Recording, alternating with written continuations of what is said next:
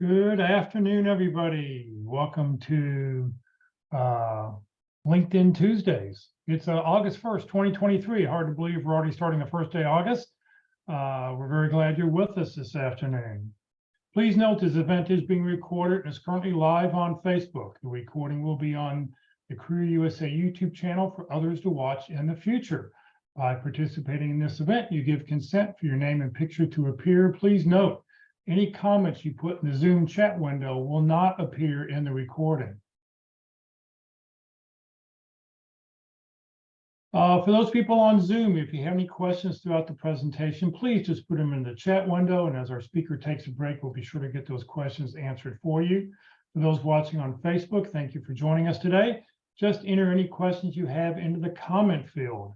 Also, for those on Zoom, this is all about LinkedIn. This is about connecting with other people. Go ahead and put in your name, comma, what kind of position you're looking for, comma, your contact information, comma, your LinkedIn address, comma, a couple target companies, and then connect with everybody else who's on the chat today. This is a great way to expand your connections.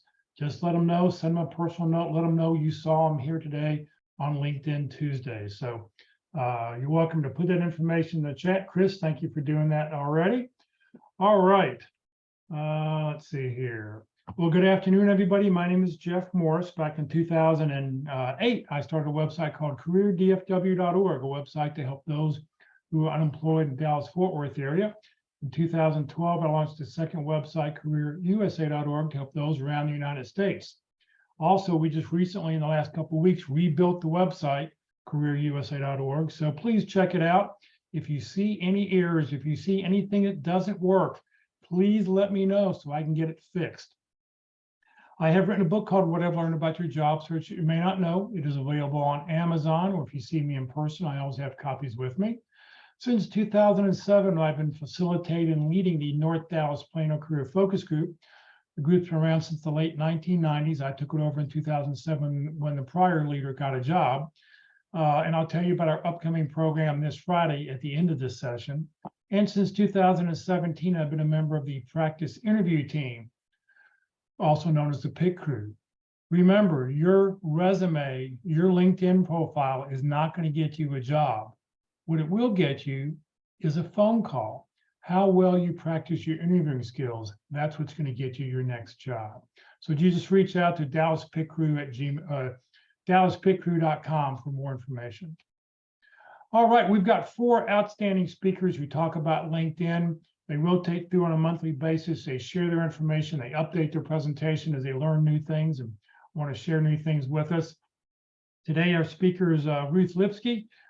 She's a career coach. She works for Lee Heck Harrison. She is helping job seekers on a daily basis do what she's about to teach all of us. So today, she's going to talk about how to drive recruiters to your LinkedIn profile. Ruth, thank you for being with us, and it's all yours. And thank you so much. And if you have not seen the other 3 presenters, it's a good opportunity to take a look at what it is that different people see in LinkedIn, because everyone's got a little bit different view of it. LinkedIn is a very secretive organization. They are not going to talk much about what fits, what does not work, what does work, because they think that that means you're going to game the system. But you can't play the game if you don't know what the rules are. And what we'll be talking about here is how we're going to get recruiters to find you on LinkedIn. Most of the other information you're going to see is going to be involved with how to make a robust profile so that people can see what you've done, how you've done it, what value you bring. We're going to talk about just the side of recruiting for us. So why are we using LinkedIn at all? 2 reasons. One is that if a recruiter has your resume in their hand, they quite often want to take a look and see a little bit more about you. They know that the resume that you have sent them is geared toward that one job at that one company, but LinkedIn allows you to put a lot more information about yourself, and they want to see that. But the other side of LinkedIn is that recruiters more and more often are going directly to LinkedIn in order to find the skills, the talents, the people that they need in order to fill a position quickly. They're saying that over a third of all jobs these days are being found by a recruiter who goes onto LinkedIn, types in a title, a couple of skills, maybe a geographic location, but is able to contact people to start that interview process much faster than if they have to be posting a job on a board, collecting resumes. So recruiters are on LinkedIn constantly. And being able to be found by a recruiter is going to move your search a lot faster. First thing to know about LinkedIn is that it calculates a score for your profile every day. And it's based on how much information you have. Have you filled out the general areas of what is considered a core LinkedIn profile? How many connections do you have? What kind of interest do you have? Are you doing job searches? Are you networking with people? Are you active on the homepage, either by commenting or by posting yourself? Everything you do on LinkedIn is going to have some type of impact positively on your profile score. Once you stop being active on LinkedIn, your score starts going down. And it will go down fairly quickly on the assumption that if you're no longer active, you've probably found a job and you're no longer going to be interested in the features of LinkedIn. You can't see your score. LinkedIn isn't going to tell you what dollar or a point value any of these activities has. Just know that the activities that you have are going to contribute to a higher score, and a higher score is going to bring you higher onto a search that recruiters are doing. And here's what the search is going to look like. This is a page from LinkedIn Recruiter. And in this case, they're looking for a project manager in the greater Chicago area, having skills in business strategy and in analytics. Look how many people come back. 42, nearly 43,000 people on LinkedIn fit some portion of this request. LinkedIn never does anything randomly. There's a reason why LinkedIn has provided these people as the highest ranked folks. And part of it is going to be their LinkedIn score, how active they are, how complete their resumes or their LinkedIn profiles are. But they're also going to be giving recruiters a lot of tools to be able to sort out a large number of candidates. And these are the spotlight areas. And the spotlight features are going to be, is this person open to new opportunities? LinkedIn says that if you have the open to new opportunities, you're twice as likely to respond to a recruiter. And therefore, recruiters are going to be looking specifically for people who either have the green banner around their headshot or that they have it as a silent search where they're just indicating to people on LinkedIn Recruiter that they're interested. Having company connections is an important part of their search also, because it means that this person that they're talking to knows something about the company, is connected to people in the company. If they're engaged in your talent brand, that means they've actually connected to the company to allow the company to put information on the homepage of that person so that the person knows a little bit more about new products being introduced, maybe what activities are going on for employee engagement, but it's an indication of interest. Likely to respond is another one of those areas that LinkedIn calculates for you, but does not tell you about it. The likely to respond is whether you respond to a recruiter's outreach to you on the message tab. And if a recruiter messages you and says, looks like I've got a job that matches your skills, here's the link to it, take a look at it, would love to set up an interview. If you ignore those outreaches by a recruiter, then your likely to respond score goes down. If you respond to every recruiter, even if you're not interested in the job, then your score goes up. And that is positive for the recruiters to look at because they're waiting for you to respond to them. If you're never going to respond, then they feel that that's a wasted outreach. Now, past applicants is a huge one because if you've applied to their company before, The recruiter knows that you've got a better understanding of maybe the structure of the company, the products, the features of the company. If a person is open to new opportunities, has a company connection, if a person has all of these in common with the recruiter's company and title, then they are 7 times more likely to accept a job with the company. So they're going to use these features in order to find the folks out of this long list of candidates that are going to be the best fit for the company. And one of the things that we found on the LinkedIn algorithm is that mutual interest, these areas that are in the spotlight, are more important than the actual job title and the skills. Being able to indicate to a recruiter that you have an interest in the company, that you have people that you know in the company because you contact with them, that you're open to additional offers of employment. All of those pulled together are going to be a key part of what makes a recruiter interested in you. Now, also important are the title, the key skills, and if you passed a skills quiz.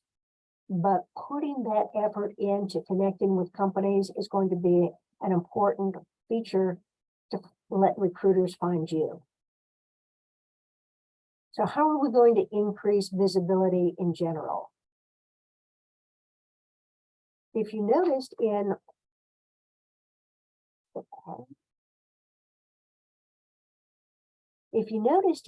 the information here that LinkedIn provides to the recruiter, there's not a lot of detail.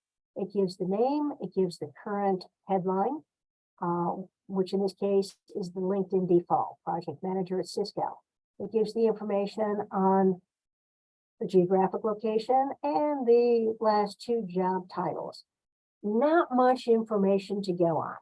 So as a recruiter is walking through this list, they may go down 100, 125 candidates, just looking at who are they? How are they connected? Which parts of the spotlight feature are going to be important for me? So it's important for you to be able to have a headline area that's going to catch the attention of the recruiter. You've got 220 characters in the headline. That's the area directly underneath your name on your LinkedIn profile. Normally, you want to put 2 to 3 titles because a title in this area is indicating that this is where your future wants to be. But then you need to put in a value statement. What is that you can offer to the company? What skills do you have that are going to make you better than other people with the same type of titles? So being able to put in something like increasing productivity in a highly regulated industry, being able to put in something that is more of a positioning statement, creating value for businesses. Whoa, keep going back on that. If you have a set of skills that is very specifically associated with your ability to do the job, then you may want to be able to put the skills immediately after your titles. So a full stack application developer is going to be putting in information about here are the tools that I am very comfortable using. And that's a great way of telling the recruiter, these are the things that you can expect me to bring to your company. And if these are the skills you're looking for in that job opportunity, do it. The higher you are in an organization, the more generic it's going to be, the more high level it's going to be. So here when we've got a director level, customer relations, they could put in skills like communication, building relationships, problem solving. But in reality, putting in something that is more helping the world become more customer centric is going to encompass all of those skills and is going to be able to provide the recruiter with the ability to talk with them on what exactly do you do? How do you do it? That's what we want done. It's a strategic direction rather than a skill because it encompasses more skills. Now you can use your sense of humor, IT project manager. I can explain high tech to my mom, or business analyst. introvert living in a department of extroverts. That can be useful for some types of jobs.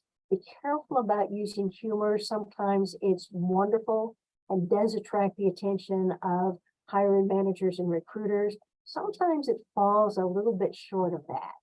So if you're in a position where you feel like you are able to put in something a little bit more upbeat about yourself, do so. But in general, we're finding that the more professional your headline is, the better off you're going to be. Questions so far?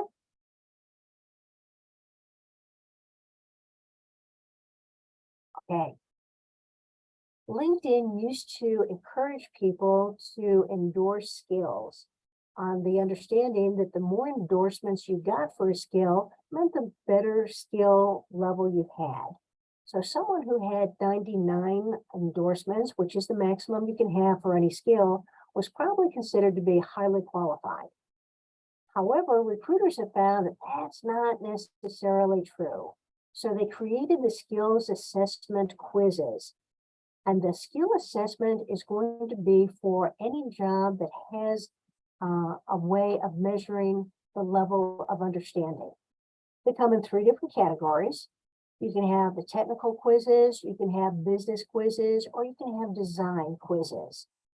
And if you have passed one of those, then you are 20% more likely to get hired for a job that requires that skill. Recruiters are able to search for that. So the skill assessment itself is going to be 15, maybe 20 questions that are always going to be multiple choice. It is a timed test. You have to do it all at once, and the questions change frequently. So LinkedIn has 100 questions that are associated with Excel. The 15 that you get on your test are generally random, but will encompass all aspects of the Excel experience. You only need a 70% in order to pass. And when you do pass, you get a badge, which looks like a clipboard with a check mark in the middle of it, but it will be displayed in your skills area. It's valid for 12 months, and then they want you to retake the test because they feel that there are changes that come to each one of these tools and that you need to be up to date on each one of these features. Now, you can retake the test if you don't pass it. You have to wait 3 months before you can take it again. If you do not pass it that second time, then the test is no longer available for you. But when recruiters are looking for someone with those skills, and here on this LinkedIn recruiter search, they're looking for a software engineer, and the skills they've listed, 3 of them are technical skills. And LinkedIn allows you to say, I need to look at the people who have passed at least one of these 3. And the prioritization that is going to be used on this search is going to be, have you passed? So in this case, JavaScript and Ruby on Rails were passed. Either they never took the Swift or they failed the Swift. It doesn't matter. 2 out of the 3 key skills needed for this job, this person's passed. So if you are in a job that has some technical aspect to it, like Excel or any of the software development, any of the business tools, take the test, because if you do pass it, you're much more likely to be approached by a recruiter who feels that that's an important part of that new title. Now, in the skills section itself, LinkedIn keeps track of what recruiters are looking for. So the skills that are in demand these days probably have not changed much from the previous years. It's going to be management, it's going to be communication, customer service. If these are the words that recruiters are looking for when they're doing a search, you need to have them somewhere in your profile. It doesn't necessarily need to be in the skills section, but you need to have it either in the about section or you need to have it in your experience section. And since LinkedIn, just like applicant tracking systems, are looking for an exact word match, you have to be able to have the exact word.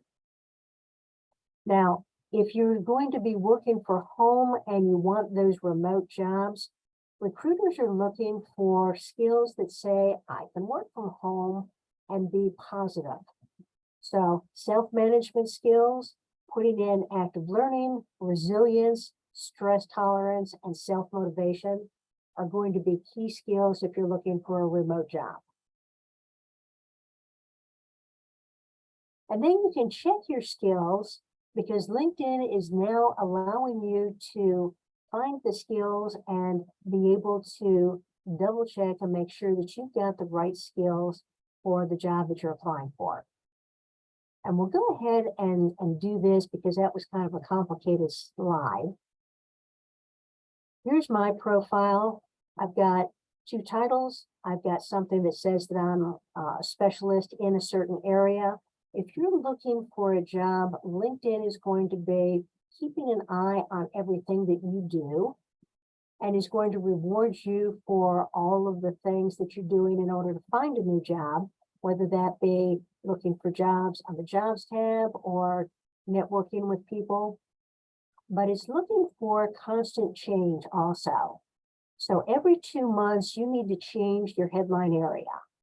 You can either reverse the information that you have there, but every 2 months, if you're not getting the background, if you're not getting the approaching from the recruiters, change things up. And normally that means the headline and the first paragraph of your about section. One of the ways to find out how successful you are on LinkedIn, since they're not going to give you a score, is how often are you showing up in profile views? How often are you showing up in search appearances? As you're working to improve your LinkedIn profile, watch these numbers and make sure they keep going up. If they start going down, then you need to start changing things on LinkedIn. The headline, the first paragraph of your about section, and see if that gives you a bit more of a boost. LinkedIn does not like things that look stale. And even if you have something that you're putting into your profile and saying that I want all LinkedIn members to see that I'm looking for work, this is only good for 90 days. If you've been searching for more than 3 months, you need to take it down and put it on again, because after 90 days, this hashtag open to work is considered stale and LinkedIn ignores it for the future. So change things around, take things off, put things back in. LinkedIn rewards you for each time you put something in, even if it's the exact same thing you had before. So things to be looking at, analytics for sure, but in your title area, LinkedIn acknowledges that you were given a title by your company that may not have explained completely what you did. So it's giving you plenty of room to put in alternate titles so that you're translating your company's title to titles that might be more of an industry standard. So Lee Hecht Harrison tells me I'm a career consultant, but more commonly I'm known as a career coach. And if I'm looking for a job, I'm going to be searching for career coach. Having that information in my experience section is going to be important because now I'll be found by recruiters regardless of what title they're using. In a previous role, I was the senior manager of training and development, but my whole role was moving the classroom training into e-learning. So I have huge capabilities in instructional design and in e-learning development. So I put those in as titles that could be a statement of, this is what I really did. The title is a huge plus for recruiters because if they're looking for an instructional designer, then they're not going to be able to find me with just this one title, but having a title that indicates that that's the role that I had, it just wasn't called that by the company, is going to allow the recruiter to find me easier. So either put in a pipe, which means or in LinkedIn, and translate your title, or put in parentheses what types of work you did within the confines of that role. This is particularly important if you've got a title like project manager or program manager, because those could mean just about anything. Being able to translate your title here is going to be an important part. Now, we were talking about how to make sure that your skills were really the ones that LinkedIn expected to see. And you're going to do that using the More button here, and you're going to build a resume. When you build a resume, LinkedIn is going to get rid of those. LinkedIn is going to allow you to create a resume using the information you've got on your profile page.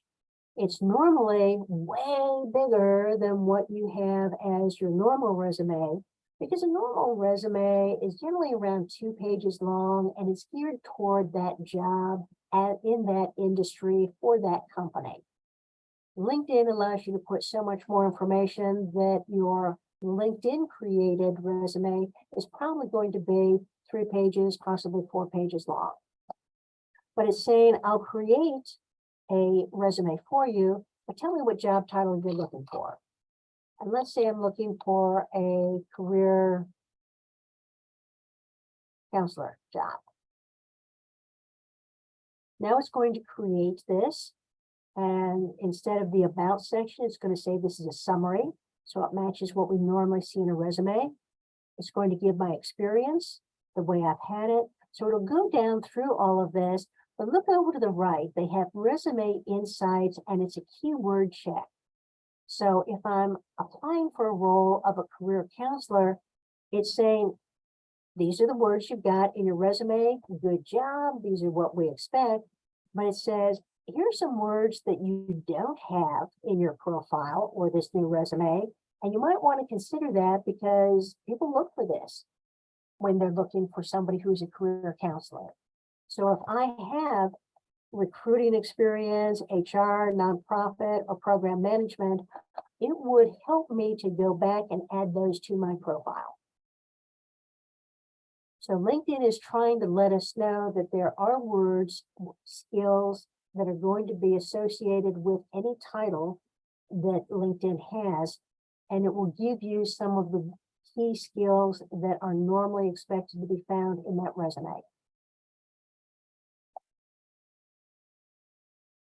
Okay on that? All right. Let's take a look at how we're going to create that mutual interest with the recruiter, because there were some parts of that opportunity that are going to be important for you to move into. So if somebody in the chat can give me the name of a company that they're interested in, we'll do some searching on that.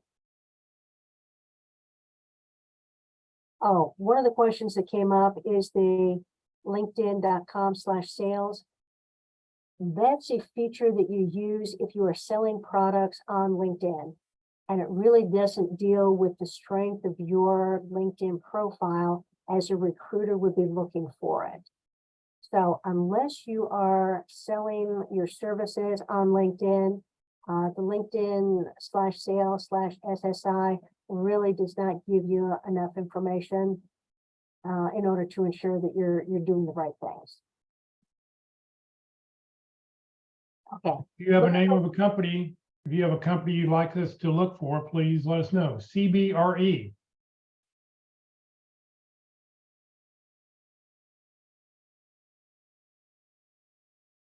Oh, CBRE. No, CBRE. Here we go. In the drop-down, you'll see that you've got a couple of different choices through here. You're going to find the company, and it's normally known by the logo through here. Most companies now have a LinkedIn page that is separate from their web page. You're going to view the page because the information you're looking for is here. So CBRE, you can find information about it so that you can see a little bit more about what the company is. But CBRE is one of the companies that is saying, do you want to work for us in the future? And if so, click this I'm interested button. You also need to click the follow button so that they know that you're serious about that. That means that information is going to come onto your homepage that CBRE is posting on LinkedIn. But the I'm interested is going to alert recruiters that when they are searching for a job applicant on LinkedIn, your name is going to come up at the top of their list because you've already indicated that mutual interest that is so important to the recruiter. They know you're more likely to respond to an invitation to recruit. They know that you're more likely to accept the job once it's been offered. So I'm interested. Not every company has this, but you will find it in the About section if it exists. The other thing that you can do is under the Jobs section, you can create a job alert. And a job alert allows you to say, I am a program manager.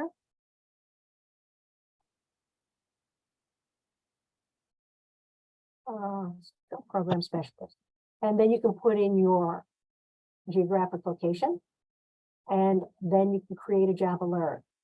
That way, anytime this job title or something similar to this job title is posted on LinkedIn, LinkedIn is going to push back to the recruiter. Here is a list of 10 people who have indicated that they have these skills and are interested in your company. You may want to look at them first. And a recruiter will look at them first because you take shortcuts wherever you can. So you can create job alerts for most companies these days, but remember that LinkedIn limits the number of job alerts that you can create to 20. And you're going to want some of them in the Jobs tab, because in the Jobs tab, when you are looking for a project manager's job, and you're going to be going into the all filters and saying, I want a project manager's job that is full-time and is in IT and pays 180,000.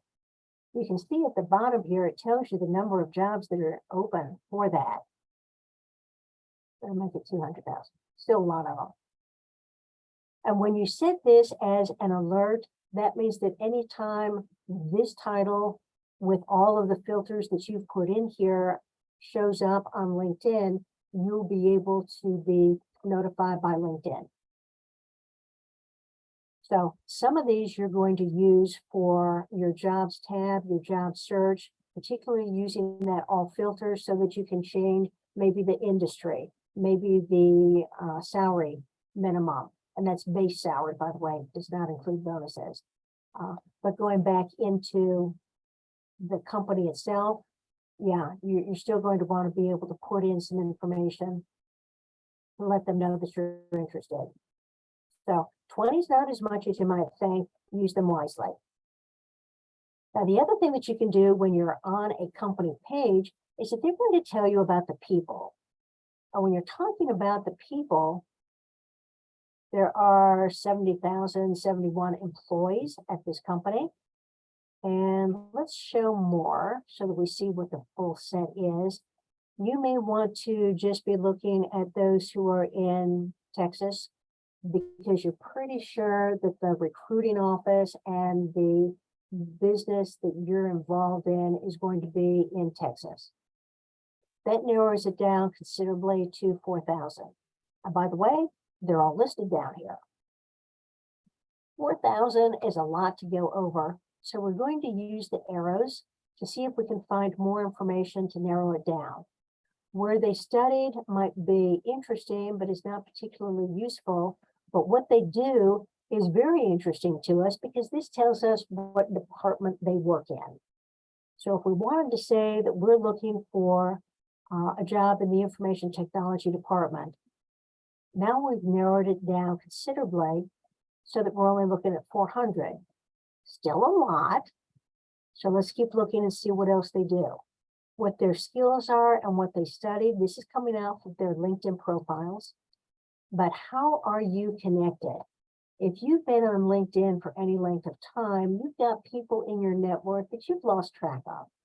They could be working at the same place that they were when you connected with them, but they could have moved someplace else. Being able to see if you have any first degree connections could surprise you. So now I know I've got 2 people who are at a company that I'm interested in and who are in the department that I'm interested in. Being able to send a message to them. Hi, John, I've decided to expand my career search to CBRE. I see you're working there. I have applied to this role. Do you know who the hiring manager is? Do you know who the recruiter is? I would appreciate any help you can provide. So first degree connections are wonderful because you already know them and you may not actually remember how you connected with them, but it's a first degree connection. At some point, you two decided that it was worth connecting. So you can always ask for that. Now, if you didn't have any first degree connections, and let's take the first degree out, let's take a look and see what happens when I'm looking for second degree connections. There are generally a lot more of them. So I've got 21 of them at this point, and I should be able to contact some of these people and get them to connect to me because I need a first degree connection in this company.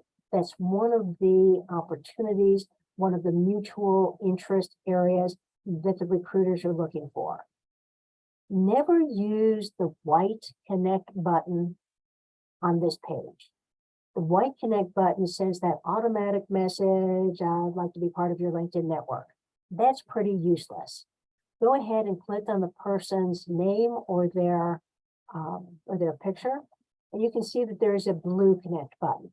A blue connect button will always allow you to personalize. And a personalized message is a much better way of asking someone to be part of your network. You only have 300 characters, so use it wisely. Starting out by saying, I see we have connections in common on LinkedIn. I'd like to increase the technology people that I'm connected with. Let's connect. Or you could be a little bit more bold and say, I see that we have connections in common. Let's connect. I'm interested in job opportunities at the name of the company. Would love to connect. If somebody has this open to work, probably not the right message to say, how do you like it there? Because it looks like they're trying to move away from that company. But having some reason why you're trying to connect with someone is going to give you a much better understanding. Now, the other thing that we can be doing, aside from looking at the company and connecting, showing interest in the jobs, finding people to connect with them, if you wanted to just look for who are the recruiters, LinkedIn will treat recruiter the same way as it will treat talent acquisition. So you don't need to have separate searches on that. So we have a lot of people who are listed as recruiters, but LinkedIn is going to give you everybody who currently has a title of recruiter, as well as people who had recruiters in the beginning of their career. So that might not be their current title. But looking through and taking out people who might be college recruiters, maybe looking more closely at those who are IT recruiters or some specialty within the recruiting field that you're interested in, go ahead and connect with 2 to 3 recruiters on a company, because recruiters are generally the most likely people to respond to your LinkedIn request. Their job is people. Their job is probably on LinkedIn quite a bit and collecting the people that they think that can be brought in fairly easily to the company.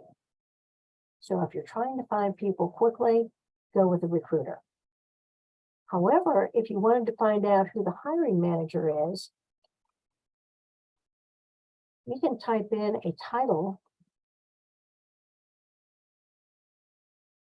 A lot of vice presidents of marketing might need to narrow that down a little bit, but being able to look for people who might be the hiring manager can be positive, because now you can see the person who might be making the decision see what that person's background is, what's interesting to them, and be able to guide your responses a little bit better during the interviews. And then, all right.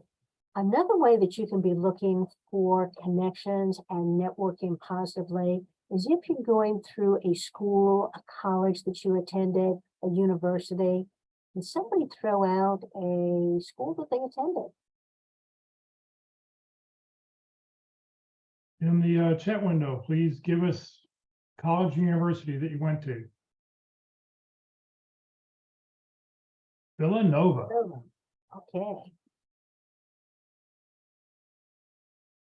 Villanova, higher education. We want School of Business. Oh, let's go with Villanova University. If you attended Villanova, you are probably following it because LinkedIn will take that information, put it in the education section, and you'll automatically be following it. But let's take a look at the page. And we're not terribly interested in jobs, so we're going to skip all of that area, but we're very interested in the alumni. And when we click on alumni, it tells us that there are 147,459 people who attended Villanova in the last 123 years and who have a LinkedIn profile. We'll open this up a little bit because the first thing they tell us is, where are they working? Now, if I wanted to talk to somebody who had gone to the same school that I did, and they're at a company I'm interested in, and let's just use the last one we had. We've got people who we have something in common with, who are at a company that we're interested in. Now you can see that the information they bring back is CBRE and some of the sister companies, but it has some other companies through here. And these are the people who used to work at CBRE, but have moved on to some other company. So if you're looking for someone who is going to be currently employed at CBRE and who attended Villanova, here they are. Now you can use the same filters in order to find out what department they're in and how you're connected to them. But if you're not connected to anybody here, you can go onto their profile, click on the connect button, and start out your connection request with, I see you also attended Villanova University. I enjoyed my time there. I'm considering career opportunities at CBRE. How do you like working there? Let's connect. Being able to connect via an alumni association is really powerful because it shows that you have something strongly in common with that person, and they tend to respond much better in a connection request. So utilizing a school that you attended or utilizing a school that your kids are attending and you're paying tuition to, you can also use that too. I see you attended Villanova University. My daughter is currently there and enjoys it tremendously. I'm considering opportunities within CBRE. Let's connect.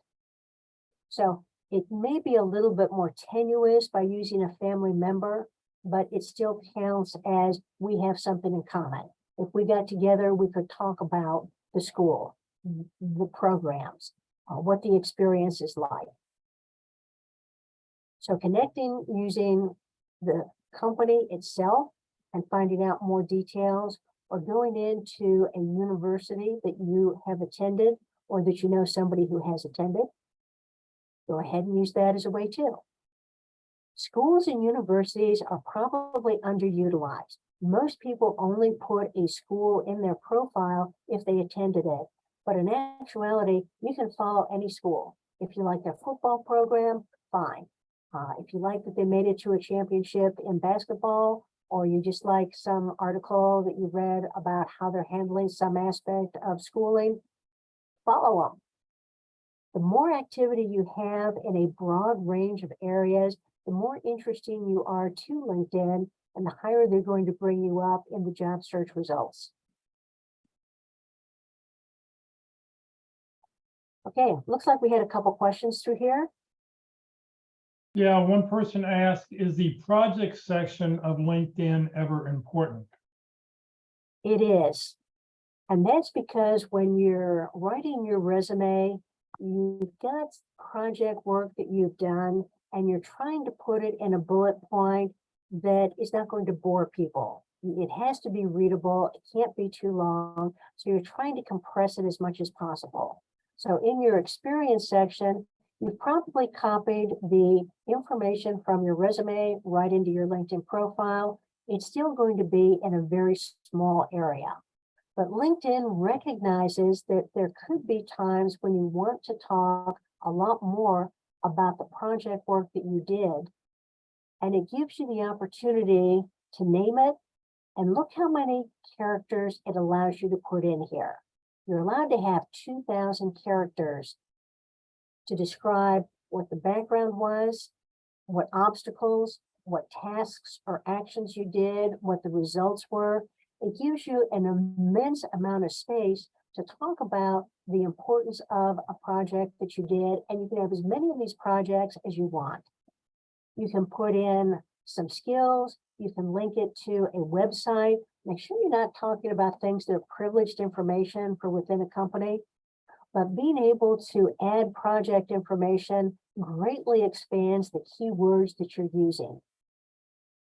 And anytime you have a skill that you think is important to be found for your next job, you want to use that in your about section, in the project area, in your skill section. LinkedIn says that the number of times that you say you have a skill and demonstrate it indicates how truly proficient you are in that skill, and LinkedIn can count up to 5.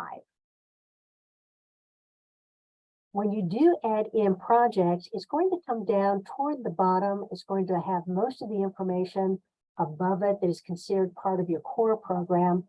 But in the project area, it will list all of the projects that you have, and being able to put in the details of here's the problem or here's the background information, and then talk through all of the different points that you have here is going to be an important part of explaining who you are and what you can bring to a new company also.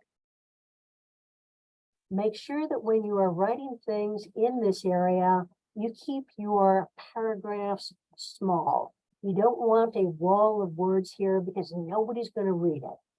Make sure that your paragraphs are no more than 4 lines deep on a normal PC screen.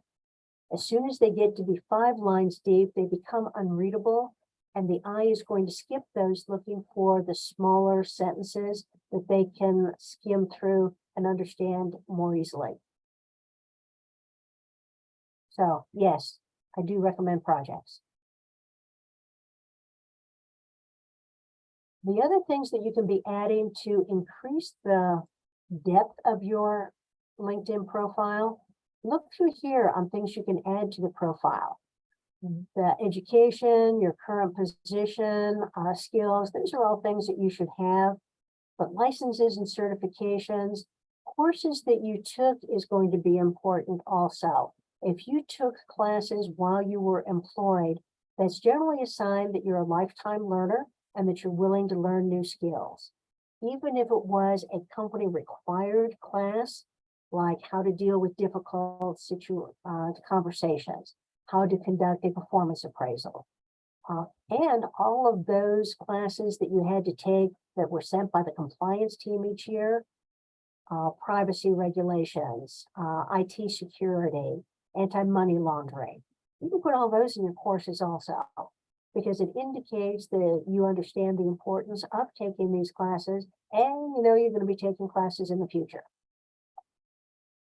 The additional in this set of profile information is going to be things that might be less, you may not have this, but volunteer experience is becoming more important on LinkedIn. because it indicates the ability to work outside of work and give something of yourself. And it generally indicates that the person is going to be a better fit for the culture of the company because they've got an interest in people. If you had any publications, patents, honors, and awards, do not include perfect attendance. Test scores only if it happened in the last 2 years. Nobody wants to see your SAT scores from 20 years ago. But if it was something from within the last 2 years, put it in. Adding causes is one of the newer features, and it allows you to put something out there that has nothing to do with work, talent, or skills. This is all about who I am and what I care for. So generally 3 or 4, don't click all of them because that waters down the message and dilutes the feel that you're actually doing something there. But when you have causes, that's going to be at the very bottom of your profile because it's probably the least important on the decision-making scale that a recruiter or a hiring manager. But having it there does give you a little bit more of a pop on I'm a human being outside of just the technical work stuff that you're seeing up above.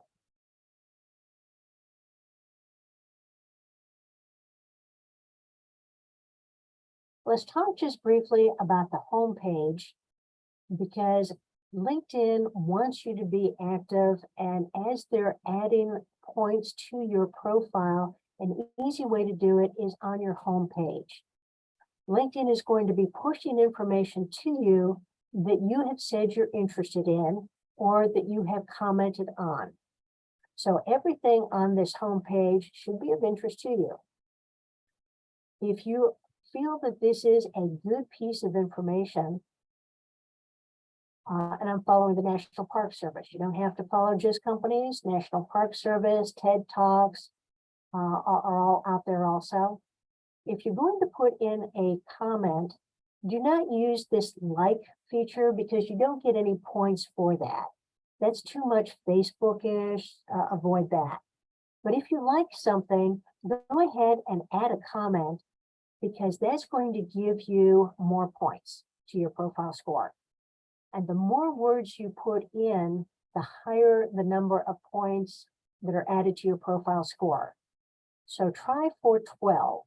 12 words seems to max out the number of points that you get for commenting on somebody's post. And the reason for that is that LinkedIn is looking for you to engage, looking for you to become part of a conversation. And just putting in thanks doesn't really cut it. I mean, yeah, it's good to put in a comment like that, but it doesn't increase the amount of conversation. It doesn't give anybody additional information. So 12 words or more in the comment section is going to give you more points. And doing this 3 days a week is going to give you a huge boost in your score because you've now indicated that you've got a pattern and that you've got some consistency. And as you have at least one comment 3 times a week, then you can start looking at starting your own posts. And when you have your own post, that can be things that you're interested in. It can be articles that you found elsewhere on another site that you want to bring into LinkedIn. Posting gives you more points than commenting. But if you're just trying to build up on LinkedIn, commenting is probably the easier way to do it. Okay, questions on the homepage?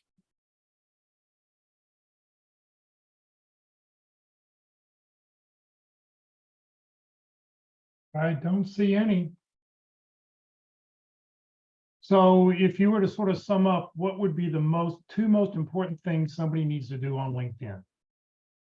I think putting an engaging headline, because that's the only thing a recruiter can see, that would be number one. Anybody, your headline is going to be number one. Second is going to be recommendations, because if you're looking for a recruiter to find you quickly, writing a recommendation or receiving a recommendation even seems to give you the biggest boost on points. So there's a lot of information out there. Make sure you've got information on your skills, on your experience, all that. But if you're looking just for what's a recruiter looking for, they're looking at the headline. How to get high enough up in the recruiter list in order for them to even see you. Recommendations are the ones that give you the biggest lift. Okay, and I'll add one more area, which I see all the time, is put your contact information in your about section. Put it in your contact information, but also put it in your about section, because what does a recruiter want to do? They want to pick up the phone and call you, or they want to send you an email. They do not want to use LinkedIn InMail. So I see so many profiles of people who are open to work, but I have no way to contact them. So, you know, I'd have no way to reach out to you. Well, Ruth, thank you very much for your time today. Great information. If you'd like to connect with Ruth, you're welcome to do so. Here is her LinkedIn page. Be sure to send a personal note. Personally, I don't connect with anybody who doesn't send me a personal note, and I'm sure everybody would like to get that personal note. Just say you saw us here today on LinkedIn Tuesday. That's all you need to put in there, but it would be very helpful for everybody. All right, next Tuesday, our speaker will be Kurt Vondermatter. He's going to talk about LinkedIn from a recruiter's eye. Kurt is a retained search consultant, and he gets paid for companies to go find you. And he'll show us using the LinkedIn recruiting product how he does that. All right, if everybody will please raise your right hand and repeat after me. I, Jeff Morris, promise to always send a personal note whenever I send a LinkedIn request to connect with anyone. This includes when I use my cell phone or my computer. Very, very important. As Ruth mentioned, do not click on a white connect button, because when you do that, it sends the automatic generic invitation. I don't connect with people who do that. You need to send me a note. So click on the person's face, and you'll then see a blue connect button, or you'll see a more button if they're in creator mode, and you can then send that personal note. Now, this is true on a PC or a Mac on your desktop. If you're using a cell phone, you probably need to not click on the blue connect button, but click on the three little dots off to the right. It will open up a submenu, and that's where it'll say send a personalized invitation. Career DFW, Career USA, we're putting on training 4 days a week. Please join us tomorrow. The practice interview team will be meeting in person only. Well, I know we have 2 different interviews that people are being interviewed for.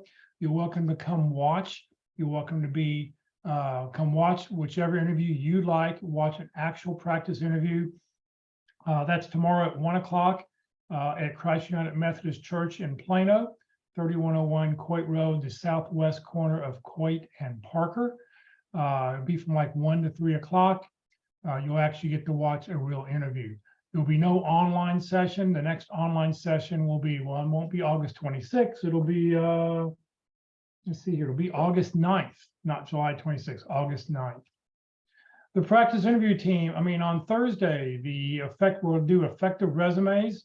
We'll talk about the best practices for an effective resume, best practices for the ATS system, just some basic common things you need to do on your resume. And then if you'd like to share your resume, we will look at it online and offer you some feedback. This Friday at the North Dallas Plano Career Focus Group meeting, they're meeting in person. If you'd like to join us in person or via Zoom or Facebook, we're going to talk open forum. We'll talk about whatever it is you would like to talk about in your job search. Problems you're having, concerns you're having, come join us. The only thing we ask is that you have your camera on so we can see you. So please come join us this Friday. If you'd like to join the Career DFW or Career USA LinkedIn groups, you're welcome to join one or both. You do not need to live in the Dallas-Fort Worth area to join the Career DFW group. We just this week passed 14,900 members. And I will tell you that probably 1 out of 15 people in that group are in HR or they're in recruiting. They're trying to find you by joining this group. This session has been recorded. It will be on the Career DFW Facebook page and the Career USA YouTube channel. On the Career USA YouTube channel, click on playlist. I have over 530 videos up right now But if you click on playlist, it'll go on one of 7 different playlists. Every video I post goes into a different playlist. Pick on the one you want. And at the very bottom, you see that red arrow, click view full playlist, and up will come a list of the dates and topics and titles. And you go back and watch any video at your convenience. If you're not receiving emails about our workshops, please join the Career USA mailing list. You can scan that QR code over to the right-hand side, or you can send an email to Career USA, the +subscribe at groups.io. That QR code will generate an email, and all you have to do is hit send. You don't have to put anything in it. It will automatically get you signed up. So please remember, Career DFW, we're a 501c3 nonprofit organization. Ruth is a volunteer. All of our speakers are volunteers. I'm a volunteer. Everything I've done over the last almost 15 years has just been to help you land your next great opportunity. So thank you very much for joining us today, everybody. Have a great Tuesday, and hopefully we will see you later in the week.